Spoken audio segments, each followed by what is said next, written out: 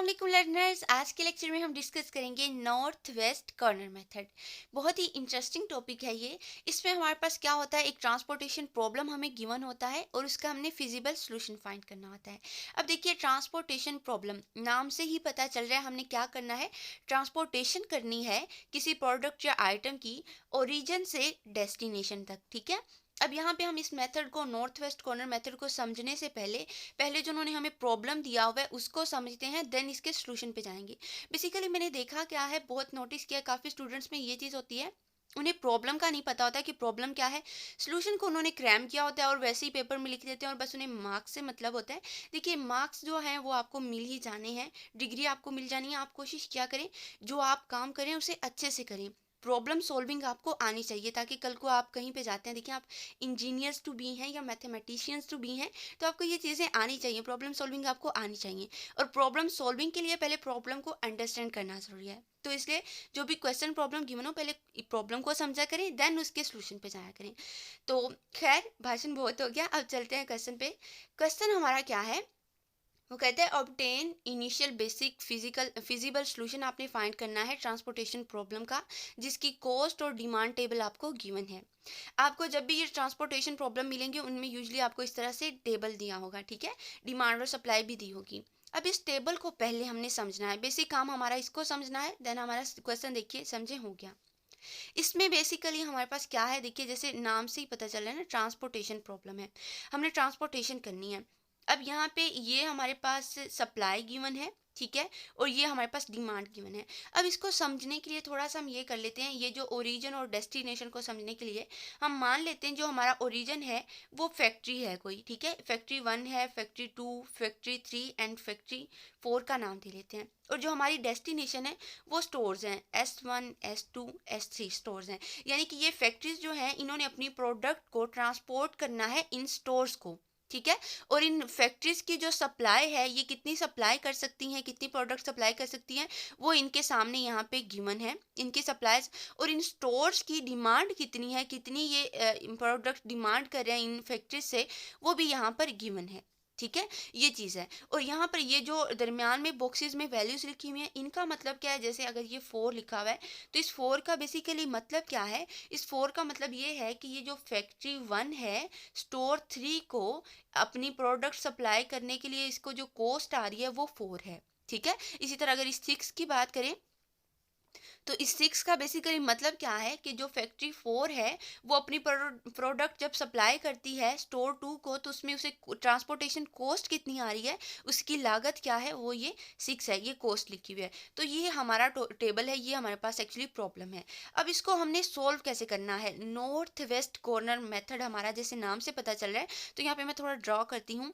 देखिए, ये हमारे पास इस तरह से होता है, north corner, south corner, east corner and this is west corner. ठीक है, नॉर्थ वेस्ट। अब हमारे पास कॉर्नर कौन सा बन रहा है, ये वाला नॉर्थ वेस्ट कॉर्नर।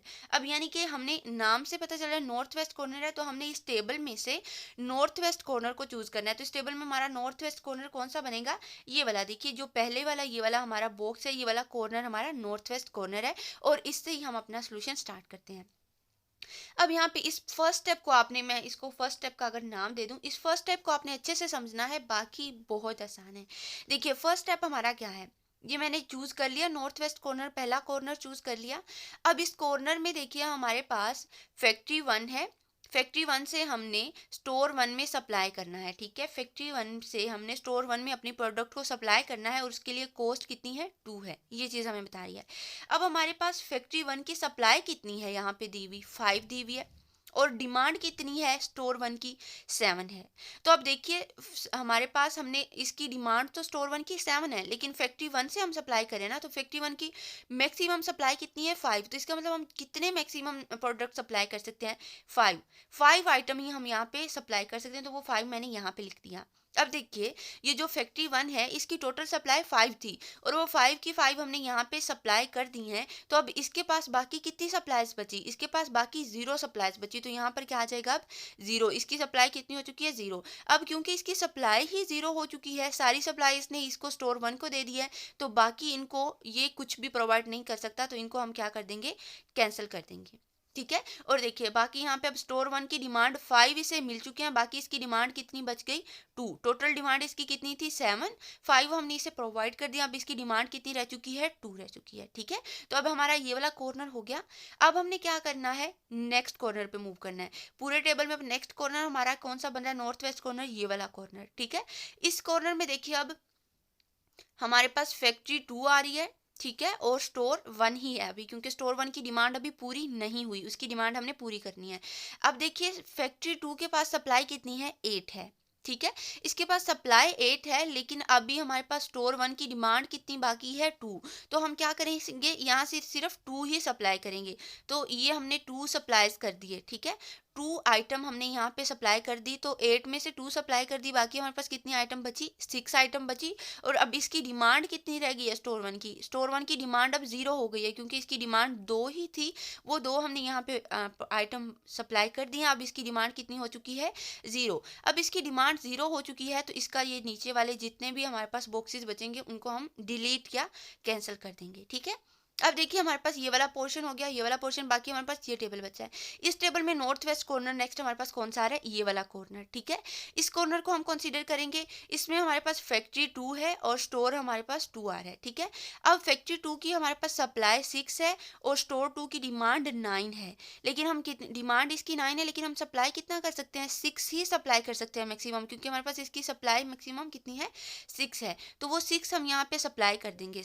इसको स्टोर 2 को हमने 6 आइटम जो है या 6 प्रोडक्ट सप्लाई कर दी हैं। तो अब इसकी सप्लाई बाकी कितनी बची 0, क्योंकि 6 के 6 हमने यहाँ पे प्रोवाइड कर दिए हैं, बाकी इसकी सप्लाई 0 हो गई। तो इसके मतलब ये जो बाकी इसके रो में जो भी आ रहा होगा वो क्या हो जाएगा 0 हो जाएगा। बाकी ये इस स्टोर 3 को ये कुछ भी प्रोवाइड नहीं कर सकता, क्योंकि इसकी सप्लाई खुद की क्या हो गई है 0 हो चुकी है। और डिमांड में देखिए स्टोर 2 की डिमांड कितनी थी 9 थी, उसमें से इसे 6 जो है वो मिल चुके हैं, तो बाकी कितने बचे इसके पास 3। ठीक है, अब इसकी डिमांड कितनी रह गई है 3 रह गई है। तो अब यहाँ पे डिमांड 3 हो चुकी है। अब नेक्स्ट हमने कॉर्नर चूज कर लेना है। नेक्स्ट हमारे पास कॉर्नर ये वाला आ रहा है 4 वाला। इस कॉर्नर के पास सप्लाई कितनी है 7 है और इसकी डिमांड कितनी है 3। तो सप्लाई भले ही 7 है लेकिन डिमांड तो 3 है ना, तो यहाँ पे क्या आएगा 3 आएगा, क्योंकि 3 ही ये वसूल कर सकता है ज़्यादा से ज़्यादा। ठीक है, तो हमने यहाँ पे 3 लिख दिया और अब इसकी डिमांड कितनी हो गई 0।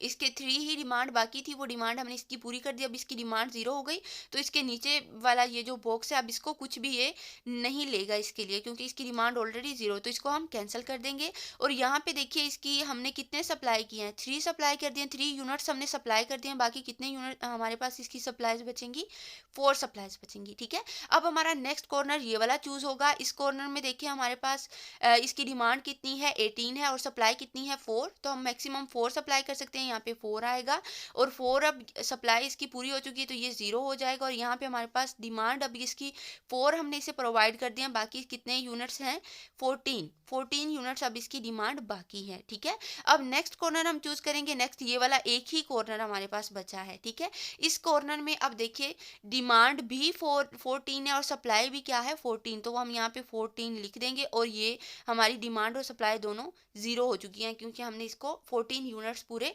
प्रोवाइड कर चुके हैं, कर दिए हैं। तो ये हमारा basically north west corner method है। इसमें ये सारे हमने 0 करनी होती है, डिमांड और सप्लाई सबको हमने टोटल क्या करना होता है 0 करना होता है। अब जब हमने सबको 0 बना लिया, उसके बाद जितने यूनिट्स आ रहे थे ना कॉस्ट वाले, यहाँ पे 5 यूनिट्स हमारे पास जैसे हमने पीछे अभी लिखे थे, यहाँ पे 2 6 4 3 14। तो जो यूनिट्स जिन बॉक्सेस में आ रहे हैं उन बॉक्सेस को हम क्या करेंगे मल्टीप्लाई कर देंगे उनकी कॉस्ट से। ये 5 को 2 से मल्टीप्लाई करेंगे, प्लस हमारे पास क्या आ जाएगा 2 को 3 से मल्टीप्लाई करेंगे, प्लस 6 को 3 से, और इस तरह ये सब को आपस में मल्टीप्लाई करेंगे। फील्ड बॉक्सेस में जो कॉस्ट और यूनिट्स आ रहे हैं उनको मल्टीप्लाई करके आपस में ऐड करेंगे, तो उससे जो हमें टोटल कॉस्ट मिलेगी वो हमारा फिजिबल सोल्यूशन या हमारा आंसर होगा। तो ये हमारी मिनिमम ट्रांसपोर्टेशन कॉस्ट आ चुकी है, वो कितनी आई है $102। ये हमारा आंसर है। आई होप आपको समझ आया होगा। कोई क्वेश्चन क्यूरी हो तो आप कमेंट्स सेक्शन में पूछ सकते हैं। अगर आपको लेक्चर अच्छा लगा हो तो लाइक करें। Thank you.